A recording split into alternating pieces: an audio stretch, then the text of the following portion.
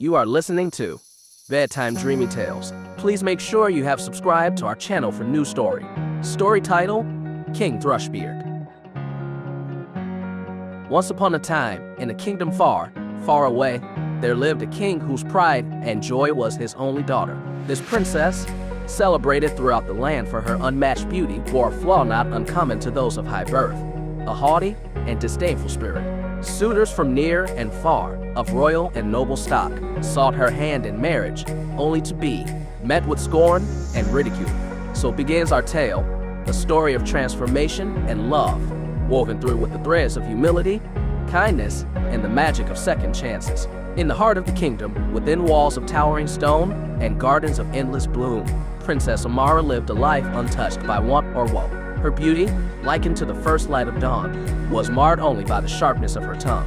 It was during a grand banquet, hosted by the king to find a suitable match for his daughter, that the depths of amorous arrogance were fully revealed. Princes, dukes, and lords of every degree paraded before her, each hoping to catch her favor, only to be met with disdain. To one she would say, "You are no better than a barrel of ale," and to another, "a spindly mosquito."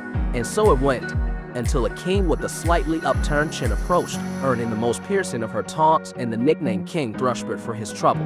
The king, witnessing his daughter's callousness, declared in a moment of despair that she would be married off to the first beggar who came to their door.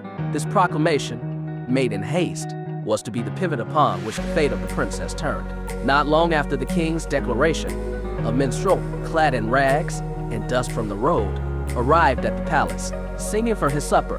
He caught the king's ear and, by the strange whims of fate, was chosen to be the princess's husband. Amara, stripped of her title and finery, found herself led away from the only home she had ever known, hand in hand with a man she saw as nothing more than a pauper. Their journey took them through forests and fields, towns and cities, each step away from the palace stripping away another layer of the princess's pride.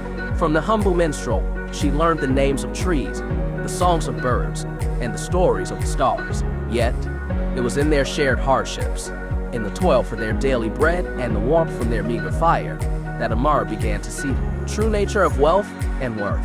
Life with the minstrel, who was none other than King Thrushbeard in disguise, was a series of lessons hard learned. The princess, who had never lifted a finger in service of herself or others, now grappled with the simplest tasks of survival. Basket weaving left her hands bloody, spinning thread brought her to tears, and her attempts at pottery ended in disaster. Yet, with each failure, her spirit grew lighter, and her heart more open. Disguised as a peddler, Amara took to the streets, her beauty drawing customers to her humble stall. But it was not her appearance that kept them returning. It was her newfound kindness, her laughter, and the light in her eyes that spoke of genuine joy. And when disaster struck, shattering her wares and leaving her in despair, it was the compassion she had shown to others that returned to her tenfold. The climax of our tale unfolds on the eve of a grand ball, thrown in honor of King Thrushbeard's son. Amara, now a servant in the very palace she once called home, sneaks a glimpse of the festivities, her heart heavy with regret and longing for a life she once scorned. It is here, amidst the splendor and spectacle, that her journey comes full circle. King Thrushbeard, revealing himself at last, offers not recrimination but forgiveness, love in place of scorn. The princess, humbled and transformed, weeps not for the hardship she has endured but for the love she now knows she has earned. Together, they dance, not as monarch and subject, but as equals, their steps a testament to the power of change.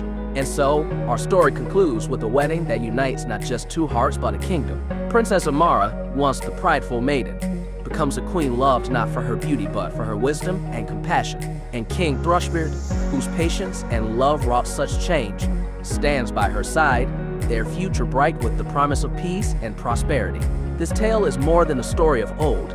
It is a reminder that within each of us lies the capacity for change, for kindness, and for love.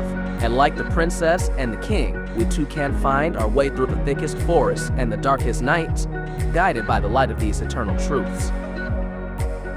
If you like this story, please give this video a like and comment below with your thoughts. See you in the next story.